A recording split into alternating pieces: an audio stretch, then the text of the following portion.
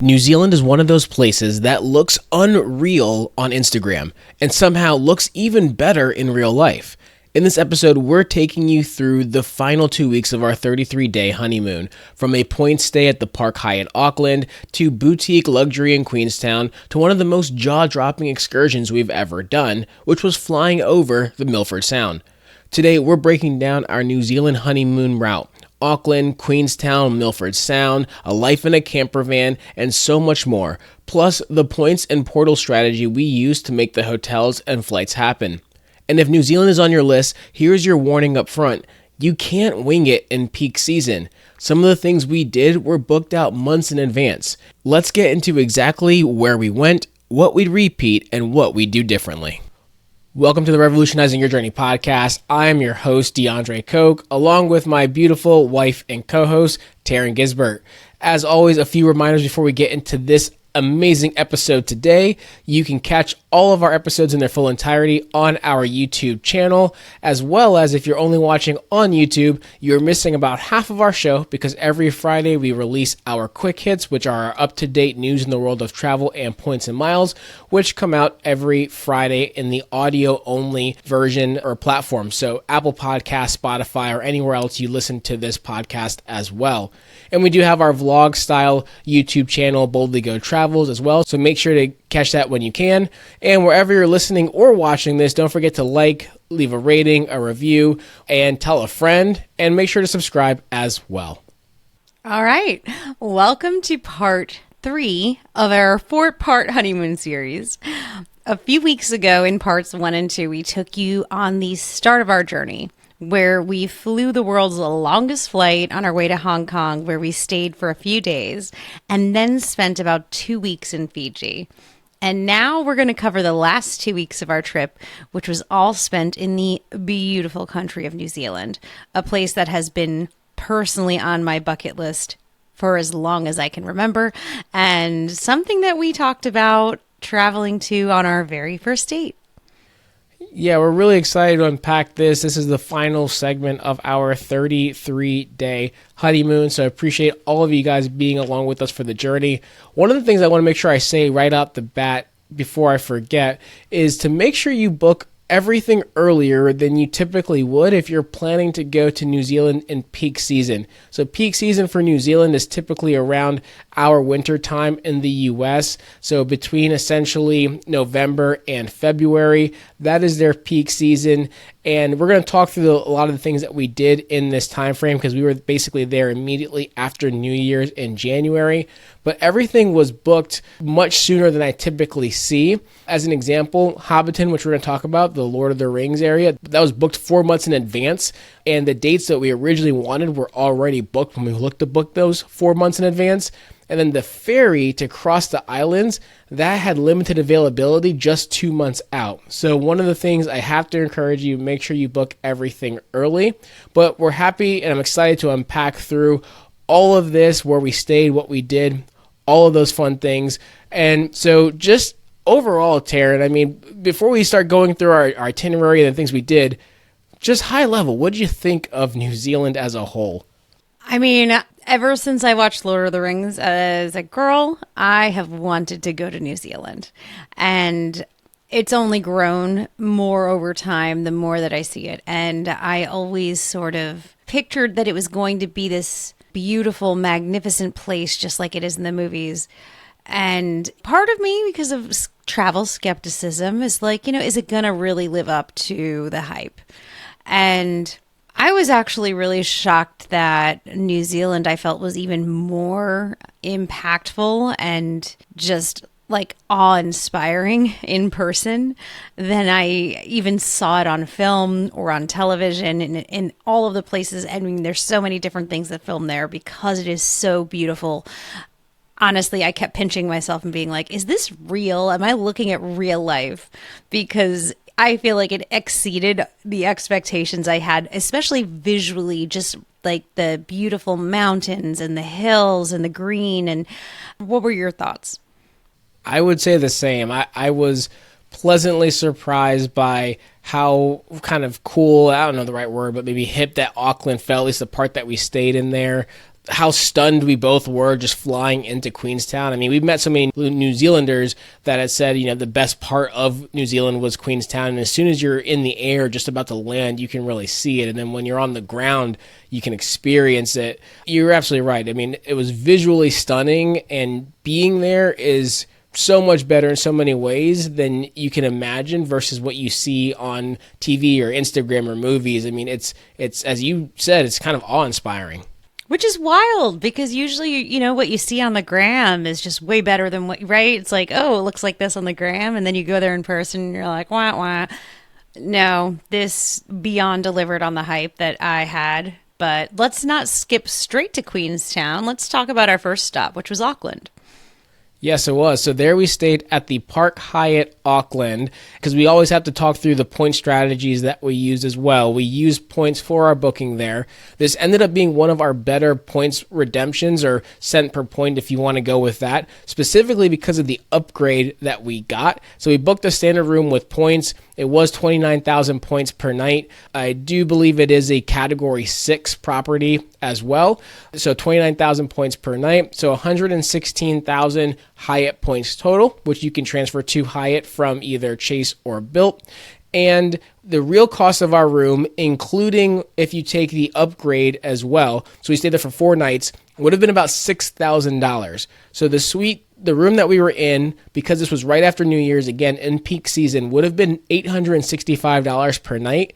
But the suite that we were given as a globalist to upgrade, $1,500 a night for that room. And I mean, Taryn, what'd you think of our suite? What'd you think of the Park Hyatt? I loved the area. It was so clean. It was cute. You had a beautiful view of like the marina and the boats right from our balcony, which was really cool. There was a lot going on. There's a lot of restaurants and bars in the area. Very clean, very nice.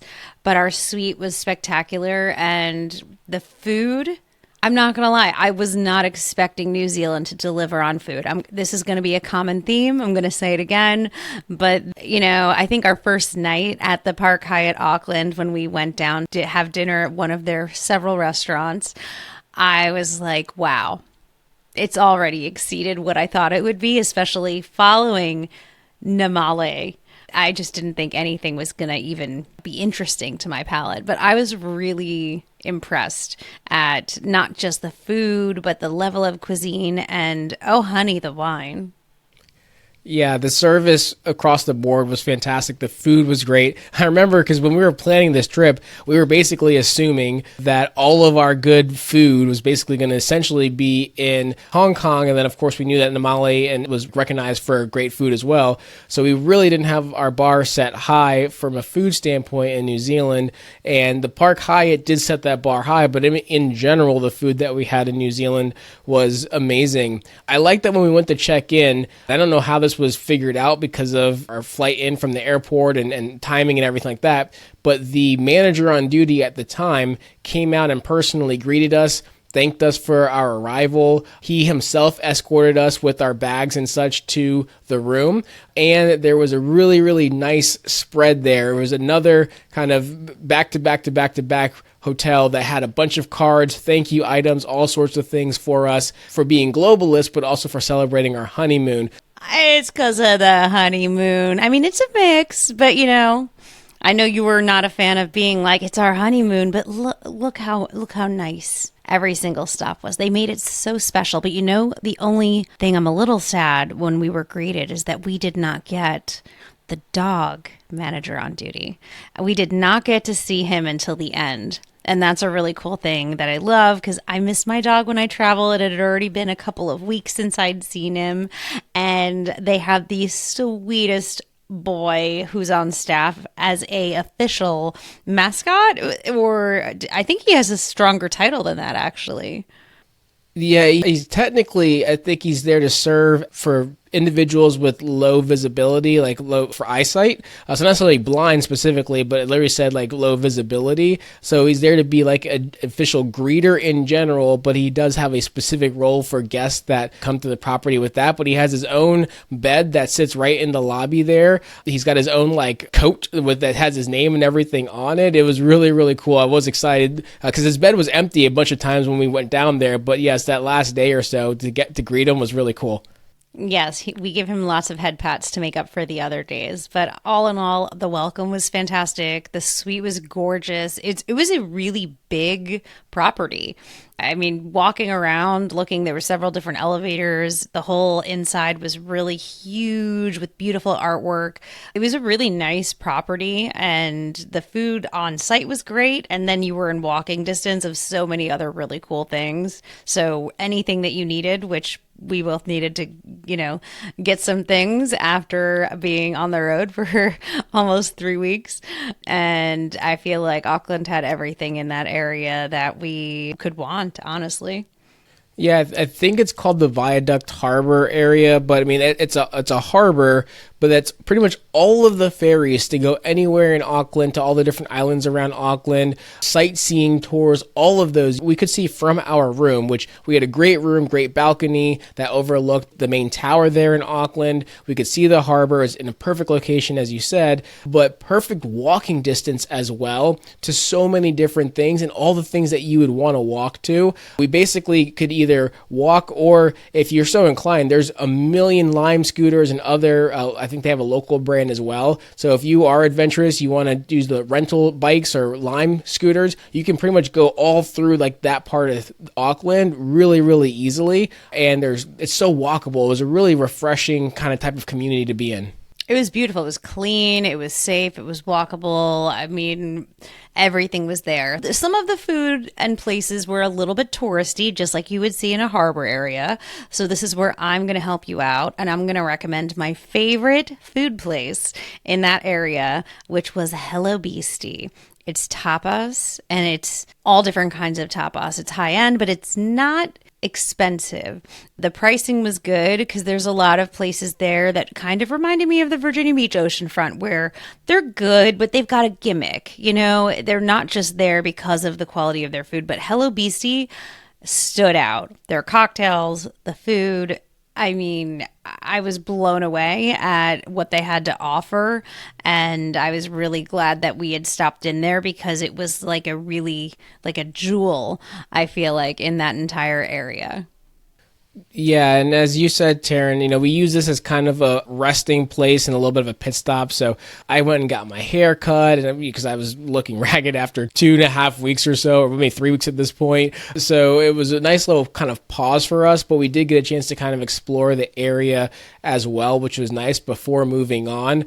Now, we did have a booked excursion for a premium wine tasting that we have included this in our itinerary, and the link to that is going to be in our show notes, our entire 2-week itinerary in New Zealand. It's on our website, but we didn't get to go on it, and that's going to be one of the things that we talk about in next week's episode, which are all the things that didn't go right on our trip. But there was an opportunity. They have wineries that you can actually get to in Auckland, and I thought this one was really unique because it only featured, I believe, 11 people max, and it was premium wine tasting, so not a huge group as well. So we really had a great time in Auckland. I mean, I think Auckland was a great kind of springboard point for us to get to the rest of New Zealand, but really still set the tone on different things, like you said, like food and other things.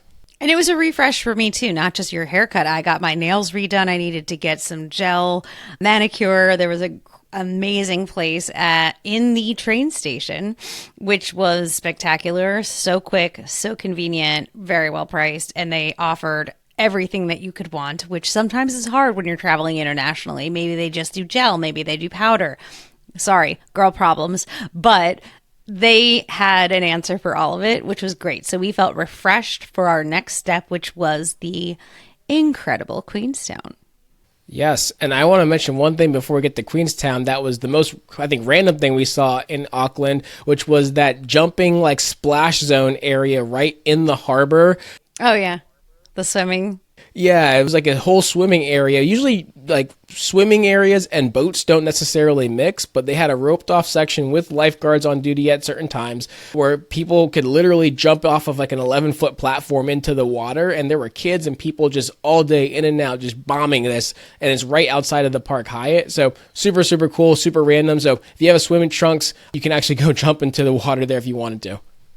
Yes, at your own risk. Some days they say don't swim. And you can also see exactly how deep it is based on the steps. They had like the markers on it. So this way, wherever the water is, you could see how deep the water was, which is really cool. So, I mean, I'd never seen anything like that near boats either. But I thought that was a nice compromise for people that are like, you know what? It's a hot day. It's their summer. And that was the best part, I feel like, is getting to go to New Zealand in our winter in the US, but in the summer in New Zealand. And that's why it's the best time. 100%. But yes, we have to move on to talk about probably one of the most beautiful parts of New Zealand. That's saying a lot because a lot of New Zealand is absolutely beautiful, and that is Queenstown. And you already led into it, Taryn, with like how just stunning this whole place is. And we're going to talk about all the things that we did in Queenstown, but we have to start with where we stayed. And to give you some perspective, Queenstown is almost one of the most southern parts of New Zealand, so it's on the South Island, so a little bit cooler, a little bit more temperate than you would be in the North Island. And so we flew down there. It was like a 1-hour domestic flight, which was really nice. Super small airport, which is good, so very easy to fly into, get a taxi to the hotel. So we got to talk about this hotel that you found, Taryn, called the Spire. I want to go back to the Spire. I want to go back to Queenstown in general, but the Spire was just beautiful boutique bouginess. It was like for the business person with high standards, right in the center of town. It had really high-end amenities. You had a tablet to do room service, to ask for anything you needed, to get tour information. And then the decor was very cool. There was a lot of like fun, like leather and reds. And obviously I'm showing my Scorpio side here. I love the fireplace. And even when you were just getting there, they had a bottle of Woodford. And I'll remember you were just like, oh, is this Woodford Reserve? He's like, yeah, would you like some? You were like, can I? He's like, of course. Yeah, it was just sitting on a table, like, nice glasses and decanter and all that. And you just, when you walk into a hotel and just see, Woodford, and I think that the other one was a vodka, you just pour yourself and just sip as you're checking in or as you come and go. I mean, yeah, this place was nuts. The service was insane, and it's really tiny, which I think is why all of the details were perfect, to be honest, because they only have so many rooms. All of them are suites, and they're in a central location. They have a local restaurant. Breakfast was included, which was spectacular.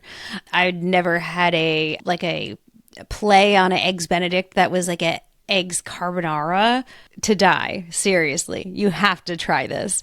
But the service, the people, I mean, the beds, everything was really spectacular at this place. And I would highly recommend going there again because you're also right in the middle of town. You can walk to everything. Yeah, its location was absolutely perfect. And as you said, small. I believe it's literally only 8, maybe 10 rooms. I'm pretty sure it might just be 8. I think it's 8. Yeah, it was 4 on each floor. And then where you talk about breakfast, I mean, it has a nice restaurant that's attached to it. It's technically a separate business, and you can just walk right into that restaurant. But as guests, we got breakfast included at this place, as well as happy hour. And they were very flexible with our happy hour timing because we were traveling and doing things and walking around and like different excursions. Tours and all the things. They were like, hey, we just want you to have a drink, even if it might be a little bit outside the happy hour window. So they were super cool. Oh, and it was a very first for us. We were in room number 1. I don't think we've ever stayed anywhere, or I know I haven't until now, that we were in room 1 and our key had a big 1 on it. And that just felt really cool. I'm not going to lie. I don't know why. I really liked that. It did. It wasn't 101. It was literally just 1, which is nice too. So yeah, I definitely don't think I've been in a room 1 before. Mm-hmm. But what about that landscape? I mean, the landscape in Queenstown is utterly incredible. So the lake... Isn't it a fjord? Oh, yeah. Yes. I think technically it is considered a fjord. You're welcome, darling. Thank you. Thank you. Yes, it is considered a fjord. So if you can imagine kind of a horseshoe, and at the apex of the horseshoe is essentially where all the things happen, basically all the things that you do want to walk around, explore. And that's also where the hotel is. But on the sides of the horseshoe is the mountain going up, and that's where you have these insanely huge like hills and mountains, and then the lake / fjord in the middle. And it's just, the beauty is absolutely stunning. And you see all this as you're flying in, but then even once you fly in and you drive in from the airport and you're just on the road, you're just like, this can't be real. And to see a whole town like built around this lake / fjord area, which is it's the second largest lake technically in New Zealand, it's utterly incredible. It was just gorgeous. I mean, you get everything at once. You see green from all of the plant life. You see a little bit of snow-capped mountains on the beautiful mountain ranges around. And then the water was so like blue. It was one of the most incredible, and that's my favorite colors, water and ocean. And this was a really special color, and it was just beautiful. And you could tell that so many things were centered around the sports and the different activities that you could do right there. And we saw our first sunset around 10 p.m., right? When we were having dinner at Queenstown, and it was just like, wow, it really is summer here. That was crazy. Yeah, it was really wild, because it almost felt like how it feels being in like the north, like in Iceland or whatever it may be, where the sun was just setting super late. Around 9, it's just getting dusk a little bit, and then it's completely gone by 10, like you said. But that made for just the stunningness, and it's, the golden light late at night while you're having dinner was utterly fantastic. Unpopular opinion, I would put that sunset up there with Santorini, personally. I would. I think it was that spectacular. I really do. And I know I'm setting a high bar here, but if you haven't gone and if you haven't seen it, look up some pictures or go check it out and then come tell me if you don't agree. I'm happy to talk to you about it. But I really do think that it rivaled some of the really, like that Santorini mountainous sunset. It was like that, but more and different. And it was just everything I wanted and more. No, I would agree with you. It picture perfect is a great way to describe it. And as you're planning your time in Queenstown, you want to make sure you are somewhere that's centrally located for a lot of reasons. When we went, again, around this time, it was peak time. So there was traffic everywhere. In fact, you're not even allowed to, there's no place for a camper van to even park. Camper vans have to stay outside the city limits in order to park and camp, not just camp, but to park in general. So it's a really busy time when we went, but you want to make sure you're going to stay somewhere where you can get to things very easily. They do have Uber and other things all through the country, so that made it easier, but we basically could walk to every single excursion that we had for the most part, except for one that had a pickup at our hotel. One thing I do want to point out about our hotel is that this was not a points booking. We actually booked this one through one of the travel portals and used some Capital One. I had Capital One credits, so Capital One portal is how I booked this. I found and booked the Spire Hotel. Yes. And so in our next week episode, that's not where originally we were supposed to stay, but we'll explain why in our next follow-up to this on the things that didn't go right on the trip. But again, make sure you stay somewhere that's centrally located, because that's going to make things a lot easier for you. And even it gets you the opportunity to wait in line if you want to at one of the most popular places in all of Queenstown, and I would say probably all of New Zealand, that we found out, and we didn't even know about until we actually got there. Are we talking about Fergburger? Absolutely. Of course. We're definitely talking about Fergburger. So Fergburger is a local establishment. As soon as we got there, our taxi driver's like, check out that line around the block with people just waiting to get like the best burger in town. And he was saying how famous it was. We asked around a bit because we're like, is there a way around waiting in this extremely long line? And I'm happy to share there's a little hack. It's not exactly the same, but it is the same people. So there is the Ferg Bar. It is right next door to Fergburger. And if you go there, Then you can have a drink, which they had spectacular cocktails. Phenomenal.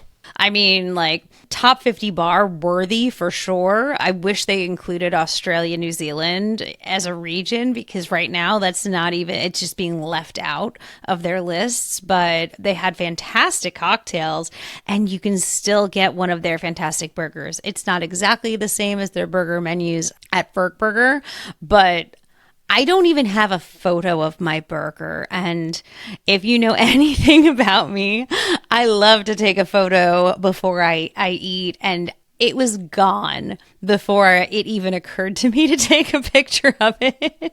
So I don't think I can give you even more words to give you a higher recommendation than that.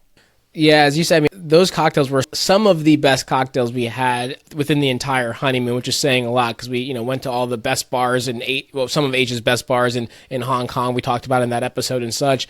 So in Ferg Burger, they have, I don't know, maybe 20 different burger/chicken sandwiches options that you have. In the bar, they only have one. It's called like the Ferg's Bar Burger. From what we've been told, it was basically the same burger with like just a different sauce as one only difference.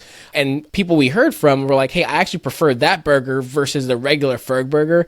So honestly, I don't feel like I missed out. If you're a purist and you want to wait in line, I have so many videos of this line. It's going to go on social media eventually. But the line, no matter the time of day, and Ferg Burger's open, I think it's from 6 a.m. to 3 a.m. Then it closes for 3 hours for them to clean the kitchen, and that reopens every single day like that. They don't miss a single day of the year except for one day, I believe, which I don't think it's Christmas. I think it's another day, like a staff day that they do, and it's open every other day at that time. There's a line even at 7 in the morning. It's wild. Yeah, it was definitely worth the stop, but I'm not mad that we didn't wait in the line. We got to have some fantastic cocktails, and we got to still enjoy that experience. And when locals tell you I've done both and I think this is better, you listen, or at least I do. And I love listening to the locals because I feel like they really hooked it up. I would agree. So we've talked about great food. We've talked about great cocktails. We talked about a great place to stay. But we got to talk about the things that we did, because, I mean, Queenstown, you could just go there and exist and have a great time. But we did some really, really cool things that were super unique. And one of them was the Queenstown Hydro Attack Shark Ride Adventure. And if you haven't seen this, as of this recording at least, I believe it's the only place in the world you can do this. But it's essentially a mini sub. You're in the backseat. You're not the driver, but it's a mini sub that's essentially an enclosed jet ski. That's how powerful it is. And it can drop within about 3 to 4 feet underwater and then jump out of the water and do all sorts of crazy spins and all sorts of things. It was a blast. But Taryn, what'd you think?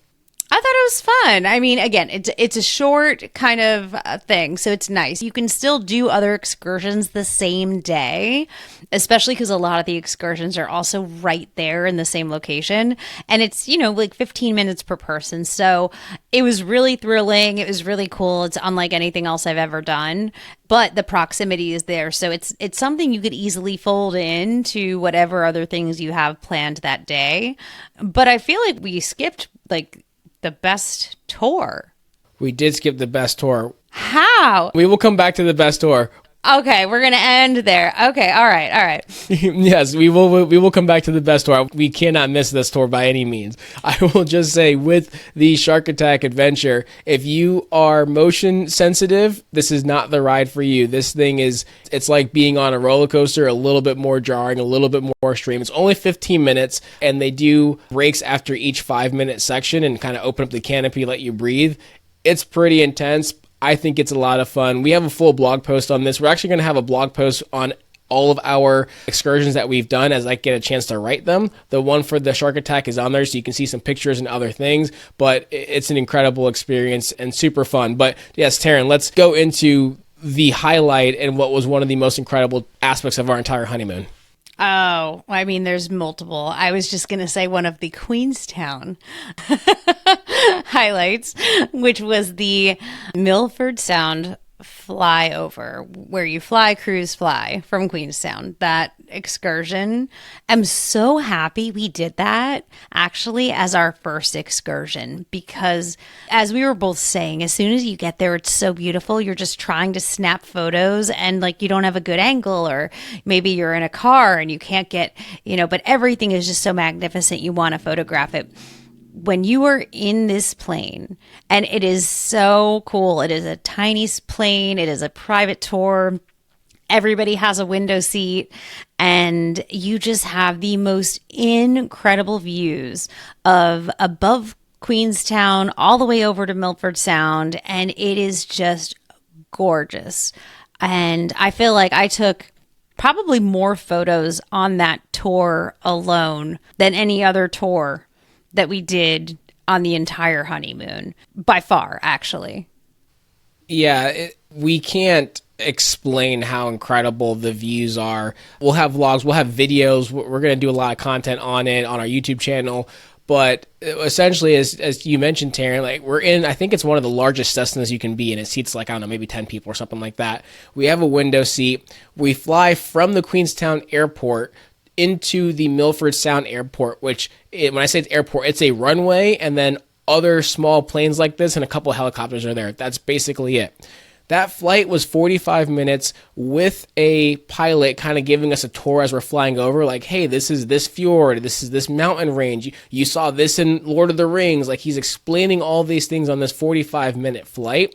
And it's so beautiful to fly over, and you're flying like lower, so you're getting an incredible view. And because it was just coming off of winter for them, you're seeing like lakes up in the mountains of like bright blue water and glaciers melting, and it was absolutely stunning. And this is all booked through Viator. Again, we have the links for all of this, so if you want to find this, it's in our itinerary. It's utterly incredible. And the thing that I think is the most important about this, I don't remember the cost. I want to say for both of us, it might have been like $600 or $700 round trip for everything. So it's not a cheap excursion by any means, but if you wanted to go, if you've heard of Milford Sound, it's one of the biggest tourist attractions in all of New Zealand, and it's literally just to view. It's just a work of landscape art. It's a 5-hour bus ride from Queenstown to get there. So this cuts down from 5 hours to a 45-minute flight. And then you still get to do the 2-hour actual ferry boat tour where you actually ride a boat through Milford Sound, which, I mean, Taryn, I'll let you talk about that because I'm losing my words here. It's so stunning. First off, I want to just mention that the views were so stunning that DeAndre wasn't even bothered at the fact that there was only one pilot on this small plane. It bothered you on the other ones, but this one, you were too distracted. It was too beautiful. It was too gorgeous. And while you're in the air and when you were cruising on the boat, you are seeing some of the most beautiful waterfalls. And we have been seeing a lot of waterfalls. I feel like that might have been our theme, even if we didn't plan it. I feel like that was the theme of our honeymoon, was actually like chasing waterfalls. Because I've literally lost count of how many we've seen. But they were just some of the most beautiful sights that you could see. You could also buy a bottle of beautiful Sauv Blanc right there from New Zealand. Very cheap. You can drink it on board while you're seeing the sights. It was just a really cool tour, and it was worth it to do the flyover. I promise. I felt that I captured so much more of the beauty by being able to see it from above. And you don't get that perspective from the other tours that we've did. And as much as we loved the other tours that we did, this one, it made me feel when we did other tours, okay, I have already gotten some of the most beautiful shots of it from above. I've seen it. I've gotten it. I don't have to try to take a photo from the side of the car and hope there's not a bush in the way, because there's so much beauty to see. And I felt like we really got to take it all in. So aside from the 5-hour bus, which would not be my first choice, I think you also are going to just feel that you really got a different perspective and view that you really can't replicate from anything else, at least that we did while we were there. Yeah, I couldn't agree with you more. I mean, it was absolutely fantastic. And a couple notes to know if you do this experience or get to Milford Sound, however you get to Milford Sound, or if you do this, when you land and they actually shuttle you from the airport to the ferry terminal, which is like a 2-minute ride, it's not that far. go straight to getting in line for the ferry itself, because the best views when you're on the ferry or when you're on the upper deck. Now, it's completely open air, it's completely exposed, so you're going to have a raincoat, maybe some warm weather clothing, but that is by far the absolute best views to see everything, and you want to snag a seat there in a good spot because it fills up because everyone wants to be up there. And so a lot of people were kind of cramming in just to get good views, good photos. So you want to make sure you prioritize getting a good spot there as soon as you possibly can. Absolutely, which we did, but there was definitely a lot more crowding, when people wanted to take a photo, but at least we had a home base there and we had a beautiful bottle of Sauv Blanc. We did. And we had beautiful weather as well. The people that work that area and work Milford Sound, they prefer when it's raining. And so because when it's raining, the waterfalls are a lot, larger, a lot more dense and a lot more, I guess, climactic. Water. Yeah. Exactly. And it's misty and the whole area looks a lot crazy. I've seen some reels on Instagram when it's raining. It looks really cool. I do know that obviously probably affects flights and other things. So just know if you do go the flight option, they might have to postpone or change your flight time depending on weather. They ask you to check in with them an hour before you're supposed to fly out to make sure that all things are clear. So you might want to have flexibility in your trip. Make sure to probably do this at the beginning of getting to Queenstown as opposed to saving it for the last day, so that if something changes, you're not kind of out of luck and you can't do it at all because you didn't make room to pivot if the weather affects it. If you're trying to fly in, which again, flying in makes it a kind of a 3 hour, more like a 4.5 hour total excursion versus a 12 to 13 hour, because you have to drive 5 hours there, 2 hour ferry, 5 hours back. Makes for a really, really long day. And the bus ride might not be as fun as you want, depending on who's surrounding you. I feel like I could tell the people who had taken the bus just from how hungry they were once they had their lunch options served. You could tell it had been a bit of a rough day, or a long day, not a rough day. But I do want to also say one of my favorite new terms that I learned on this tour, and I love animals. So they were telling us that we were going to see some really beautiful seals potentially just laying on these rocks, but they so eloquently call them rock sausages.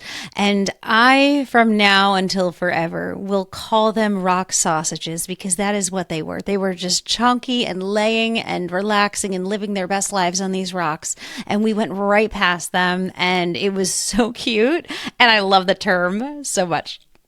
I love that. Yeah, you use that word basically nonstop for the rest of our time there. So I know I'm going to keep hearing it, which is good. It's going to keep reminding me of New Zealand itself. But that was a fantastic experience. The trip itself was booked through True South. That was the company that we booked through. So overall, it was a fantastic experience. But I think you set up the perfect segue when you said animals and I was going to say, speaking of animals. Loving animals, because you had a goal getting into, when we got to New Zealand, that you happened to just strike up a conversation with someone while we were in Fiji getting ready for the bull shark dive that told you about this next excursion we went on. So I'll let you take it from there.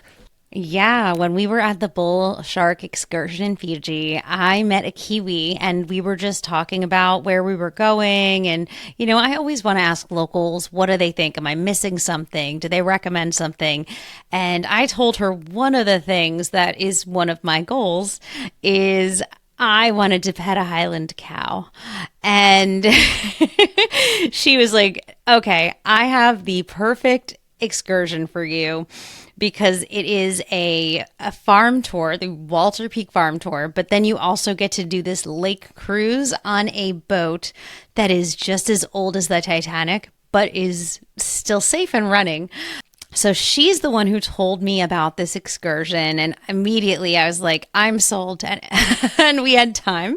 And luckily my husband is very patient and was interested in seeing a coal-fired steamship, at least. That I tried to position it to your interest.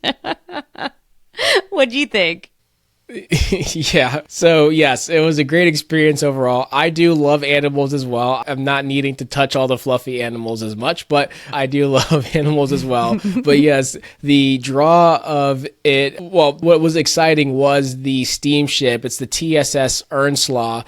And as you said, it was created the same year as the Titanic, But what's really cool about this ship is that you can actually go into the steam room. You're kind of above, like on a walkway above it. You can see all of the moving parts. And that's not just like it's all behind a wall. It's like, hey, if you drop your phone in the wrong spot, you might break a gear or something like that. It's really, really authentic. And that's the time slot that we booked. You can actually take other regular kind of modern boats there, but I would highly recommend you get the time slot that specifically says the TSS Earnslaw, because it's a really unique experience. They offer like wine and snacks and food on board. And the piano player. I mean, it was a really cool, authentic experience that did kind of give you that time shift, where you're in this coal-fired steamship that's been around since Titanic. And they also had wine and delicious sweets and sandwiches and things on board, even though they had lots of packages of what food options that you could get. And I'll let you cover which food options we didn't get. And then I'm going to talk about all the fuzzy things that I pet. That sounds good. So just to give you some perspective, the ferry ride is about 40 minutes to cross the lake. And I don't know what it is about 5 hours in New Zealand, but literally if you wanted to drive it by car, it's a 5-hour drive to the other side of the lake with the mountains and everything else. So it's 40 minutes there. Ferry takes you there and back as well. And there's a few different things. If you're not in the realm of wanting to do all the animal things, you can actually do some horse trekking instead. They have a gourmet barbecue lunch also, and they have a dinner as well that are all really, really highly regarded and really well reviewed. We have links to those again, even though we didn't do them, we have links to those on our itinerary as options. But we did the tea time specifically, and the tea time came with, which is like a high country tea, I guess is the right terminology. High tea, yeah. High tea, which was like snacks, kind of finger foods, all those different things. So nothing too crazy. You could make a little bit of a meal if it would hold you over if you were hungry. It was a proper high tea. They had scones. They had, clotted cream. They had finger sandwiches. This is my lack of like tea time knowledge. I know I was like, I don't really do. I don't know if this was a lot of tea, or I don't know if this is a lot of stuff for tea time, or. It was like a proper British high tea. Yeah, no, they had all of the things. It's just, I get it. It's not exactly what you probably would have preferred to have eaten. However, I got to pet so many Highland cows, little baby cows, big ones. They had sheep, they had goats, they had these adorable dogs that were working dogs. So you had to also be mindful and ask if you could pet them, as you always should with a dog that you don't know. But it was just so wonderful being on this working farm, learning.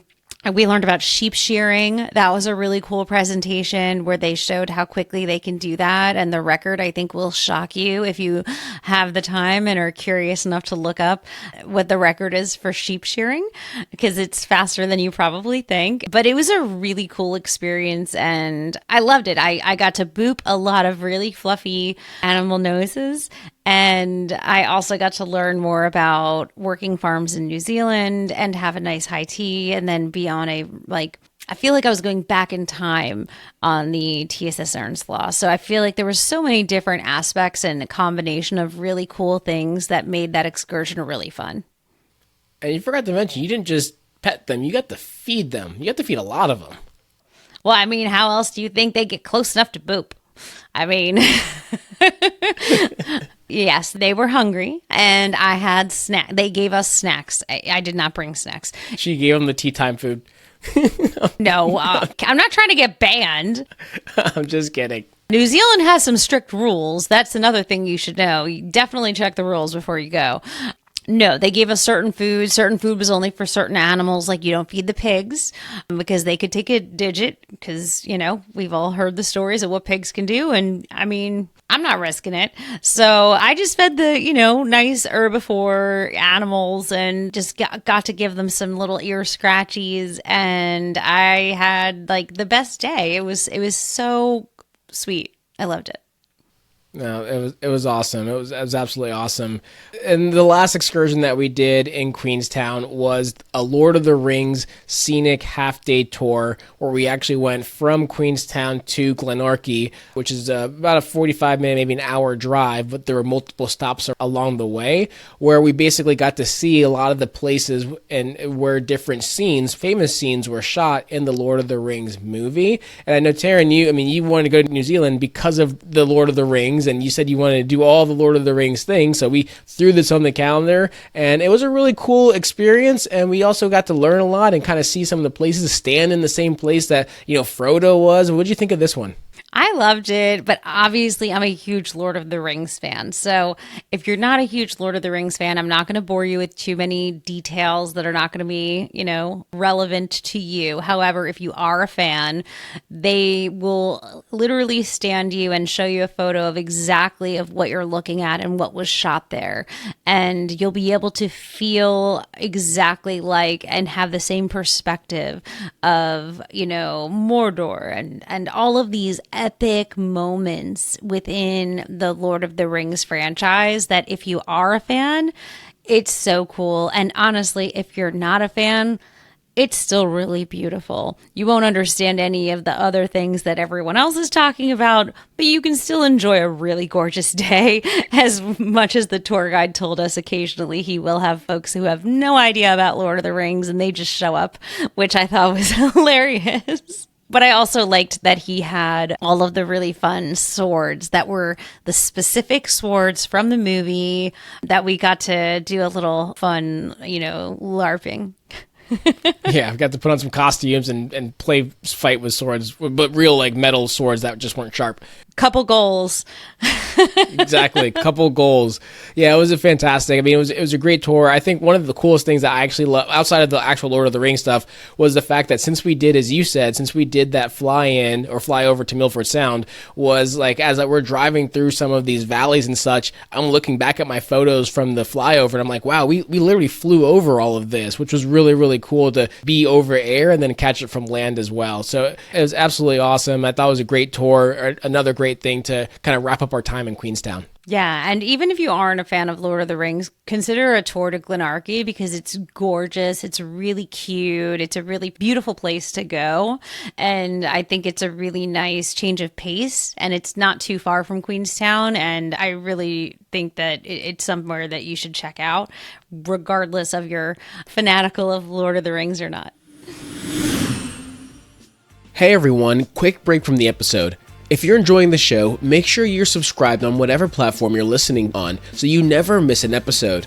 And if you've gotten any value so far, it would mean the world if you left a quick rating or review. It helps more people discover the show and keeps us motivated to keep creating great content. Also, if you're feeling stuck or want help with points and miles, whether it's picking your first card, planning a big redemption, or even having someone book it all for you, we've got you covered. There's a link in the show notes to schedule a free points and miles consultation. Just fill out a quick questionnaire, tell us your goals, and we'll take it from there. And don't forget, our newsletter and private Facebook group are great ways to stay on top of breaking news, updated card offers, and tips that don't always make it into the podcast. You'll find those links in the show notes as well. Now, back to the episode. This has pretty much covered our first week in Auckland. Taryn, before we switch to talking about our time with the campervan, any last thoughts with Queenstown at all? We never really had a bad meal. Food was great everywhere we went. It was fantastic.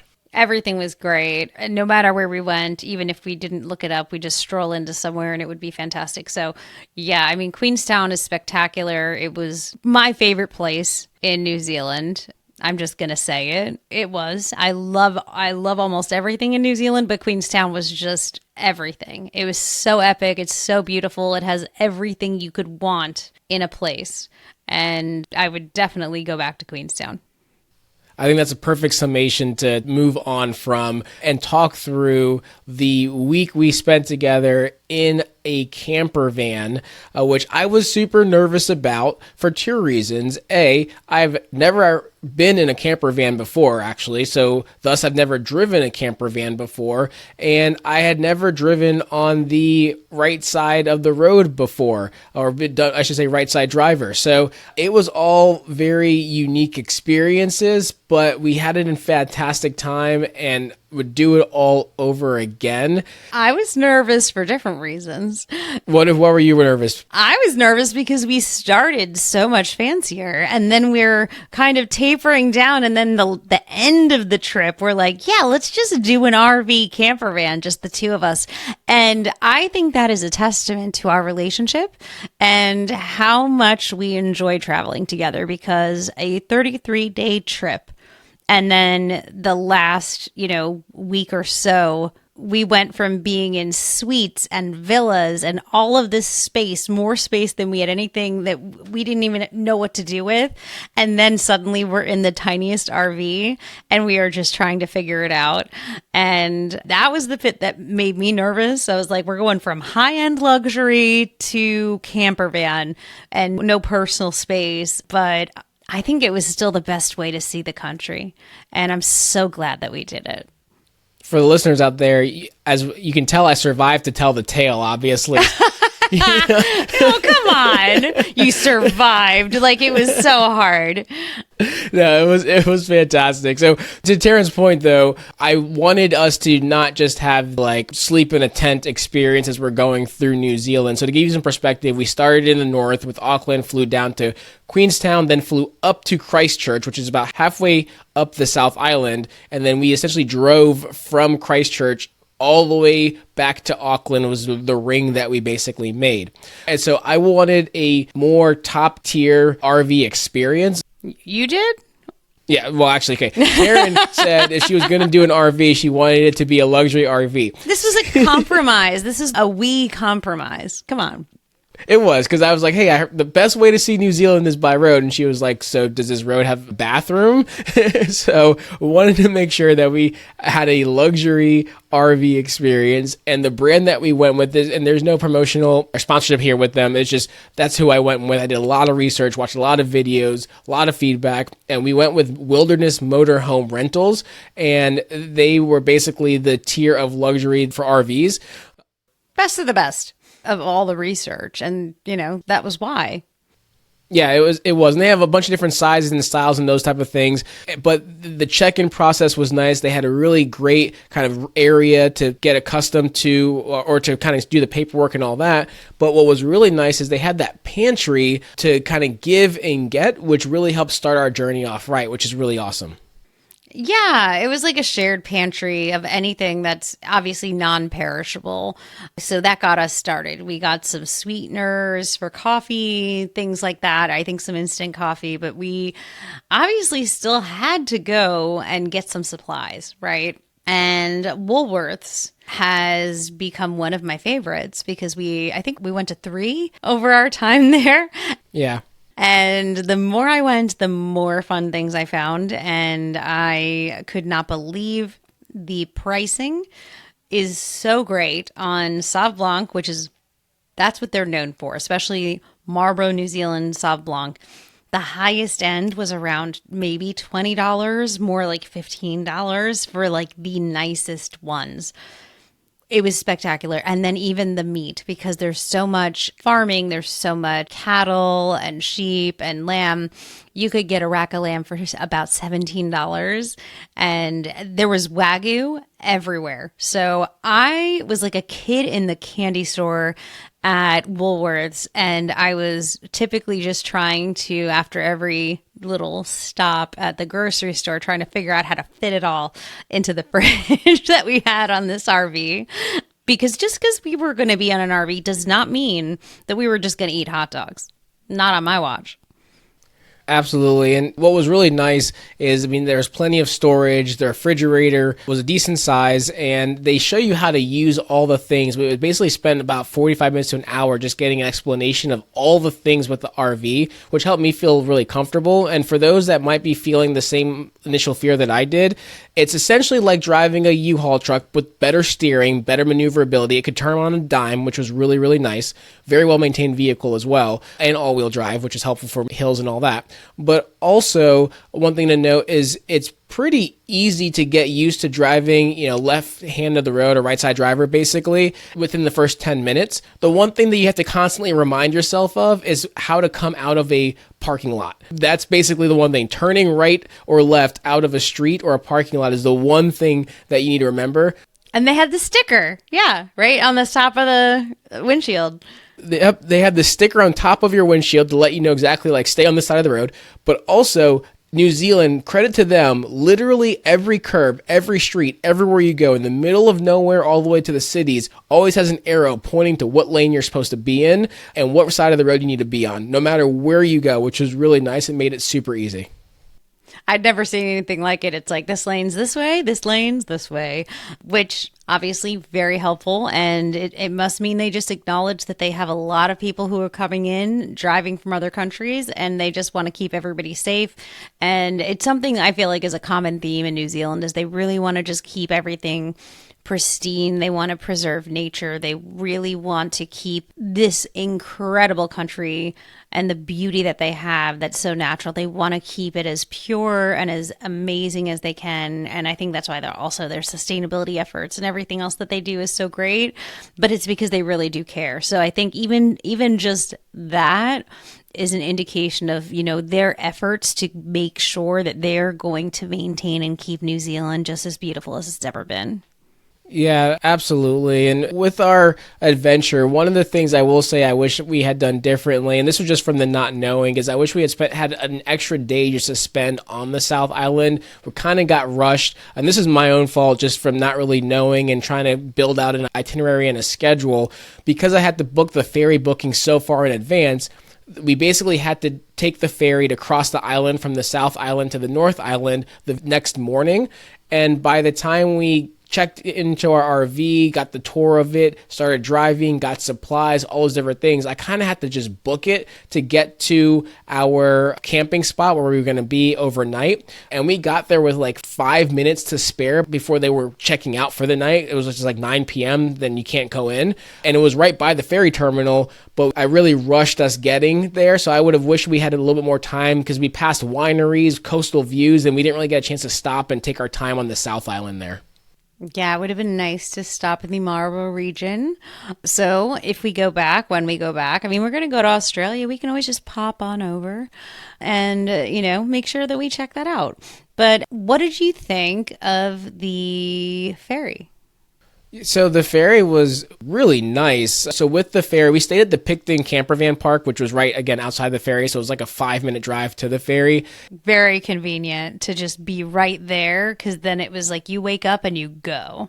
Exactly. It was super easy. You do your check-in. You have to be there around 30 minutes to an hour before the ferry departs. They line all the vehicles up, all the RV camper vans, semi-trucks load first. It's really great and really easy. There's like a bathroom and a little coffee shop where you're waiting for an hour or so. So we did a lot of waiting while we were there. But then you board the ferry, leave your vehicle, leave it locked, go in, and of course, there is a premium lounge for the ferry if you book it in advance. And I think it was only like maybe $30-40 more per person. That does not allow kids. So adults only premium lounge, and it's right at the front with the great view. So 3.5-hour ferry ride, Taryn, I mean, that's all I needed to hear was no kids allowed. And I was like, book it. I was surprised at the size. I expected it to be a bit larger. I think, what was it? Maybe a dozen of us? Maybe 15. Yeah, 12 to 15, maybe. And that was not just because that's how many people were in the room. That is all the room could fit. So, I mean, it was a pretty small lounge. I was not mad to have definitely not mad, to have already had that seat secured and had that food and the drink and everything else, especially because the other areas with the children were a little chaotic. But it was a bit smaller than I had expected it to be. But I was really happy with everything else that we had on the ferry. Anything else that you thought? Yeah, I mean, it was service with an attendant, all you could eat and drink. They had wine, they had different beverages, which were really nice. Thankfully, when we sailed, it was a completely calm day. They had signs around if you get seasick or whatever. Apparently that can be a pretty rough crossing, but it was pretty calm for us. I would say, just because I know most of our listeners do have children, that the areas are kind of, if you've been in a ski resort or a ski lodge or a cafeteria, that's kind of how the other seating sections are, except for there's also outside as well. But they do things that they had announcements like, hey, we're having a coloring contest at this time. All kids submit your coloring drawings to be judged and things like that. So they had activities to make everyone kind of feel busy, feel lively, and overall it was a good cruising experience for us and really set the morning and the tone right as we drove off in the beginning of the afternoon. And the seats actually outside of the premium lounge were what you'd expect in like a first class plane. Way nicer than I've seen on a ferry or on a train, at least in the States. And they were very, very nice, reclinable seats, even in the areas with there's children. There was televisions going. There was a lot of activities. There was really comfortable seats that were facing the windows. So it's not like it was a big, leap of quality in that sense. Like the non-premium lounge was actually really nice, which I was a bit surprised. And I was like, wow, this is really nice. The only difference really is it's bigger and there are children.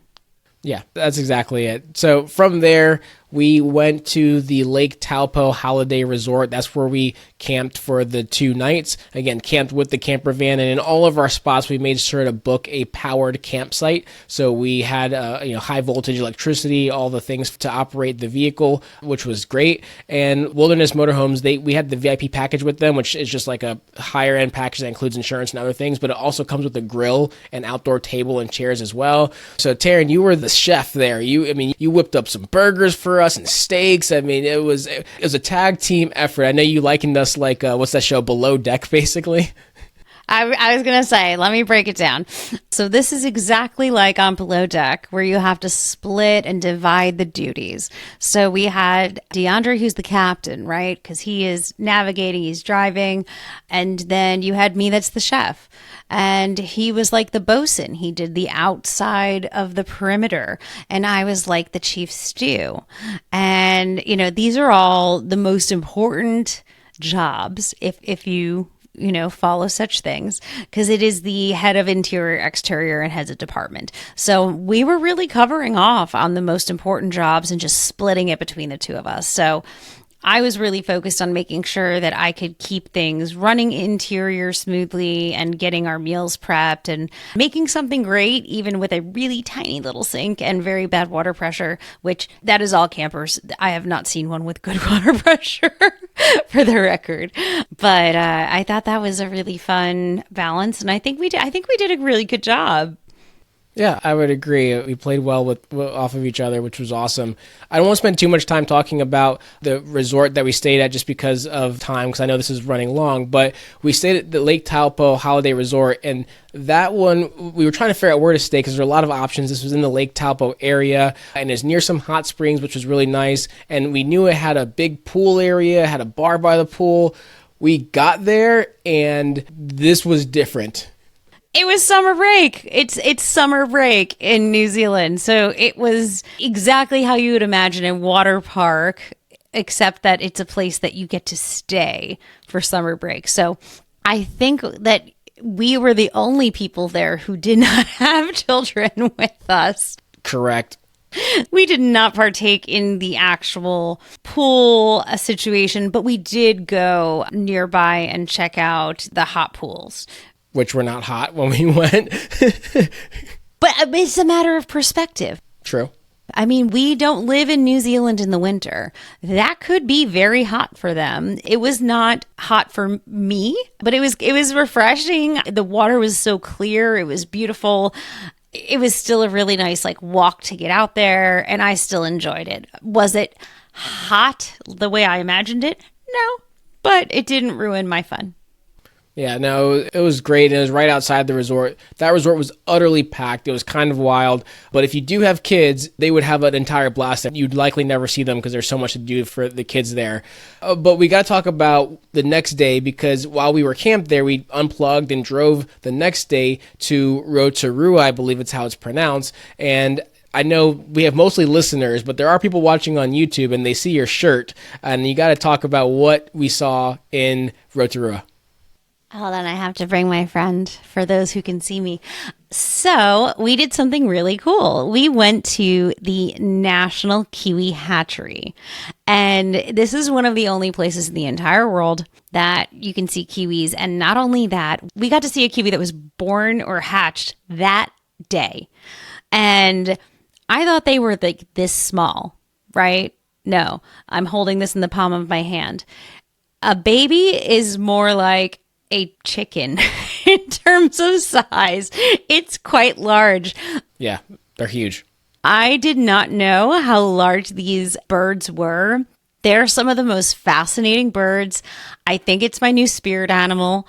They are solitary, except for their mate, except they still have like their own space. They're like, I need my own space and we'll get back together later. And then they do no child rearing, even if they have them. The man takes care of the eggs and he will sit on it and watch it. And, you know, she just does whatever. She lives her life as a fabulous kiwi and he takes care of that egg until it's born. And then he's like, okay, you get out.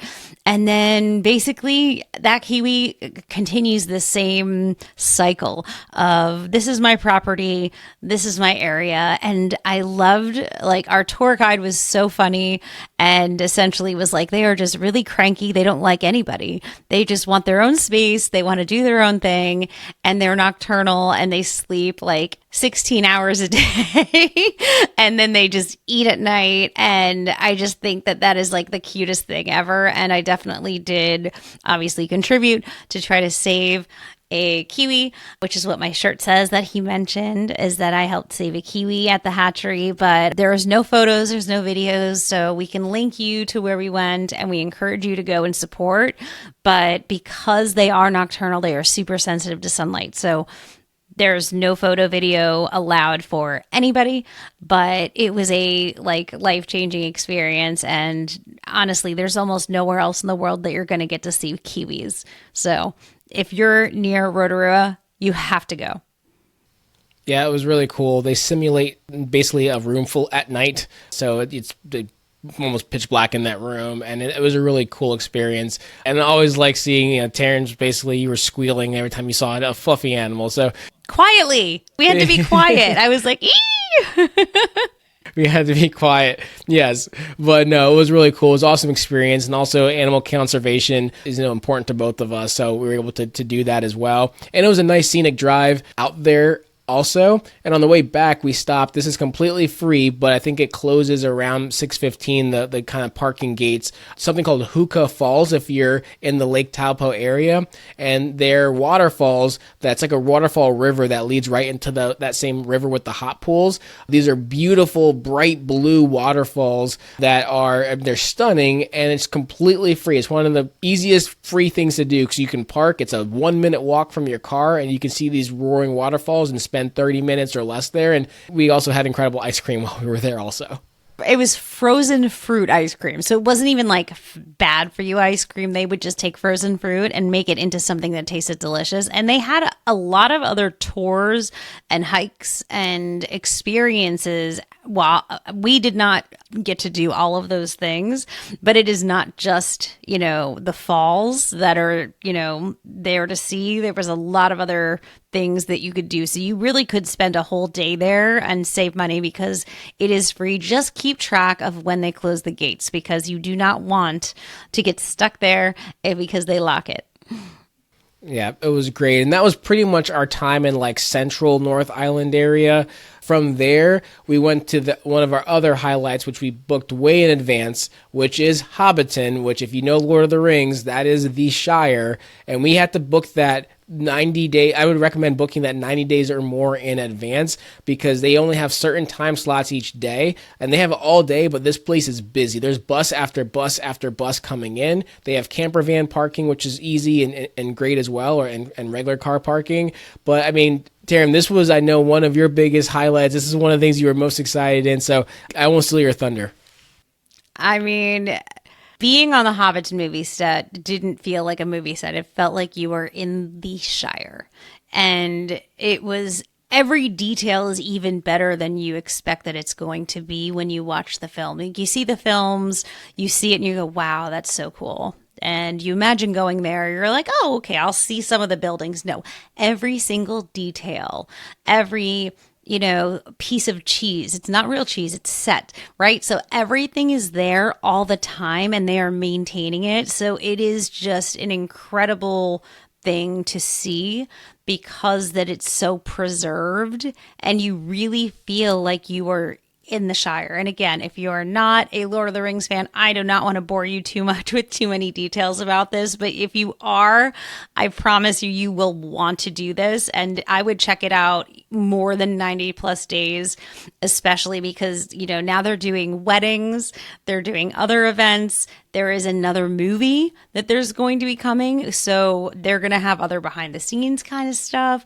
So I'd say look a couple months, maybe even 6 months ahead, just to be sure you can get the tour that you want when you want it, because the demand is so high. But I promise you, the experience is not going to disappoint you at all. If anything, it kind of exceeded what my expectations were of how this was going to go. And every ticket comes with the beverage at the Green Dragon Inn, which also had really good food as well. Ooh, yes, we had meat pies. Those were fantastic. They were. So we left Hobbiton and worked our way to Hahei Beach, where the famous Cathedral Cove is. But on the way, because Taryn was our expert navigator and kind of finding the places of interest along the way, she had found other hikes for us to do, which we did, but for time we didn't go into all of those. But we had to talk about I'm going to try to pronounce this, it's the Karangahake Gorge. And this place was absolutely stunning, and I enjoy hiking. I'm not the hugest hiker in the world, but this was some of the most unique hiking that we did, because we basically got to go through tunnels that were carved into the mountain for like mining purposes, and it was a really stunning find that you found. Yeah, I mean, this was from like a couple hundred years ago when they had quartz and gold mining. So there's a lot of different things that are still there from those sites, which is really cool, including the mines, including all of that. We were trying to do the shorter tour. We ended up doing a longer hike. It was still gorgeous and honestly probably one of the most incredible hikes that I've been on. But yeah, I'm glad that we did bring flashlights and headlamps, because when you are going through those tunnels, which again, not a thing I expected on a hike, it was very handy to have, but it was worth going, I think, out of the way, because it wasn't necessarily on the way to where we were going. Yeah, it was fantastic. We had missed a very tiny sign that wasn't in the best direction, and we just kept walking. Beautiful path, but eventually we were like, hey, we keep getting farther from the car, and we have to get to our next campground. And so 1 hour direction one way, we ended up having to just turn back, and it was supposed to be like a hour round trip experience. But it's the Windows Walk specifically is the one that we did. They have a bunch out there. We got our steps in that day. It's fine. We did get our steps in. We saw waterfalls. We got our steps in. We saw some beautiful ferns, which they are known for in New Zealand. And they have so many incredible ferns that are just gorgeous. I didn't even think I cared about trees that much. I'll be honest with you. These are gorgeous. It absolutely was. So incredible hike. But because we got delayed, because we got a little lost, we got late into our next place to check in, which this was one of the cooler campervan parks, the coolest campervan park that we stayed at. This is the Hahei Beach Resort. Highly recommended, I think. I mean, it's in a great location. It's right on the beach. If you book it in advance, which we did not do, then you can likely get a spot right on the beach. We were in the cut. We were in the very, very back. I thankfully had a powered spot, but it was a little bit in the back. But this was a really, really cool beach resort that we stayed at for 2 days, Taryn. And we wanted to have a beach experience. We didn't quite get it because of weather, but what'd you think of this whole area? I love this location. I thought it was really cool. I thought it was really pretty. I liked the vibe. Yes, there were still children, but there was also a really cool bar where they had porn star martinis on tap that were just exceptional. Like dangerously good. So it was nice to have a place to hang out, I guess, like after our day. I mean, I still cooked, of course, but it was a really nice place. Our lot location was not the best, but it worked for what we needed. We were in and out. We had things to do. It's not like we were spending all of our time there. If we had gone back, I would say, yeah, we'd probably want to get a better location. But frankly, it was great. And, Cathedral Cove was beautiful. I do wish the weather was nicer, but I know it was a really important thing that you wanted to see. So I'm glad that we got to go and that we got to experience that. Yeah. Cathedral Cove is another, it's nowhere near the level of Milford Sound, but it's supposedly like the North Islands there, Milford Sound. It's a really popular tourist spot, really beautiful rock formations. You can hike there from the Hahe town. It's a 45-minute hike, or 45 minutes to an hour, or there's a taxi boat that's around probably $20 or $30 US per person to just go right. It's like a 10-minute boat ride basically to it. And you can walk there. You can walk to the taxi from the beach resort. And that beach resort has restaurants. They have a pizza place, ice cream place, live music. So it's a really lively area. Highly rated. I thought it was great. If you want to go to Hahe or to the Cathedral Cove, great location. There's another place called the Hot Water Beach where you can actually dig holes in the sand, and as you get lower, you get to like volcanic sand that's hot, so you can kind of build your own like hot tub basically. So a lot of really cool things in that area. So we didn't really venture far away from that area because we wanted a stop to just kind of relax as we were wrapping up with the beach. It ended up raining. It was a drizzly day. It wasn't great. So then that's when the porn star martinis on tap. They had espresso martinis on tap, full bar. The day kind of went downhill from there in all the good ways, which is I'm not complaining about. That's why we ate dinner before we got the drinks on tap, which was the smartest call I think I made that day. It was. But as we start to wrap up, that was basically the majority of our camper van experience. We drove straight from Hahe Beach to Auckland to drop off our camper van and check it back in with Wilderness Motorhomes, which was a super smooth process. And anything that we had left over that wasn't perishable went into their bin. The shared pantry, yeah. Their shared pantry, to get, which was really nice. And then we stayed at the Sofitel Auckland Viaduct Harbor, which we booked as a fine hotel and resort. So we used your credit, Taryn, for that. But Sofitel isn't a core property, so it actually can be booked with points if you want to, but we booked through Fine Hotels and Resorts.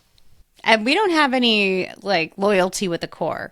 So, I mean, this was really just booked through the Amex Fine Hotel and Resort booking. But when we checked in, I did mention that it was our honeymoon because it still was. And they were so generous enough to also upgrade us to a really nicer suite, which we would have not had. And it was a really nice suite. And I actually really enjoyed that hotel. The restaurant was great. The location, again, it was in the harbor. It wasn't the Hyatt, but it had a lot of its own charm. And I actually really enjoyed that hotel, and I would go back there again. Yeah, it's around the corner from the Hyatt. It's not as close to like the walking bridge and other things that's going to get you to other parts of the harbor, and the views aren't as good from it, but it's a fantastic property, really well laid out. Nice like spa, gym, pool area as well. The breakfast was amazing, and the Fine Hotel benefits, right? The $100 credit, breakfast included. The drinks at the bar were nice. I mean, it was a really solid property. Mm-hmm. Absolutely. So that was basically our time in Auckland. We basically had that a one night in the Sofitel after we checked out of our RV. We wanted a night to be able to kind of refresh, get a nice hot shower, pack our bags properly the right way. So we wanted all that. We could have technically, they would have bussed us right to the airport if we wanted to. I was going to say, I would not want to go right from the RV to the airport. And then all of that time on the plane, that sounds like my worst nightmare. I needed that night at the Sofitel to open all the suitcases, rearrange. I took a shower and a bath. Yes, yes. I mean, I wanted to get like real clean, just, when you don't have good water pressure or really strong water pressure on the RV, you just want to feel human and pampered again. And they did that. The Sofitel checked that box. I forgot to mention Wilderness Motorhomes did pick us up from the Christchurch airport. And again, they would have taken us to the next airport in Auckland if we wanted to. But again, that's not what we wanted to do. So we did fly back. American flagship business. This was a direct flight from Auckland to Dallas, which was amazing. Originally, I used Aeroplan points. And originally, we were going to get routed Auckland to Singapore to JFK, which is the longest flight in the world, but the other direction. And that was already booked. And I still monitored options on how to get back from Auckland to the United States. And randomly, a deal popped up, which was this Auckland to Dallas flight. And this is why you want to be flexible with points and miles. So I canceled that. I got my Aero points back to Aeroplan, which was fine staying there. And this was an American Airlines flight, but it was actually booked on Qantas. So I transferred my points from Amex to Qantas. It actually would have been 287,000 points per person on American Airlines, but instead it was only about 109,000 Amex points per person for Qantas. So in total, this would have been a $6,000 flight. We used 218,000 points and $160 US in total for this direct flight. This should have been a pinnacle flight because of the fact it's American flagship business, so it's their premium business long-haul flight line. And I'll start with saying the lounge, we got to use the Qantas lounge in Auckland. That lounge was phenomenal. Oh, the lounge? Yeah. Mm-hmm. Oh, yeah. Very nice. I enjoyed that. That was a great lounge. Unfortunately, our flight was not what we would expect or what we would want from an American Airlines flagship experience. And Taryn, I'll let you share a little bit of what you thought with that one. I was going to say, I'm going to chalk this up to them being new to this flight, right? This is a new long haul flight. They didn't have this one before. They just added it. They had pajamas. They had all of these things that I think American really hasn't done a lot of, and they're just extending this. So this was a new product. I think they're getting there. They're not quite there. That's okay. I think overall it would have been a better experience, and I think they'll get there. I think we just had, flight attendant that was a bit, I don't know. He was an interesting character, and he brought a little bit more chaos to the air than I expected in business class, is I think the nicest way I can say it. Yeah, I'd say basically it was the opposite of our Fiji Airways long-haul flight, because we talked about that one, the hard product, the plane itself, older, outdated, not great storage, not great technology, service, 10 out of 10, impeccable, amazing. Here, the plane, amazing, technology, fantastic, seat, the pajamas, the amenities, fantastic hard product. Soft product was not great at all. Service was not great. They rushed us onto the plane. They boarded everybody at once. They didn't say, business class first or anything like that. They literally boarded. It was a mess. It was chaos. How early did they make us take off? Because they're like, we're going to take off early. And I was like, is that normal? Yeah, they're like, this flight crew is extremely motivated to get out of here faster. And basically the plane took off, I think, 20 or 25 minutes earlier out of Auckland. And apparently it was because I think if we got in by a certain time, the pilots would make a connection so they could get home faster, is basically was what I was able to find out. It was not a great soft product, but I will say the hard product, the technology, all of that was really nice. And not all the flight attendants were the same. Some of them were spectacular. They were just not the ones that were consistently serving me. So that was, a bit of a hiccup, but it was, I think they're going to work it out. And I think that, they're just working out some of those kinks, and service on that kind of a flight is so different. And I'm sure that crew is just not used to that kind of a long haul yet.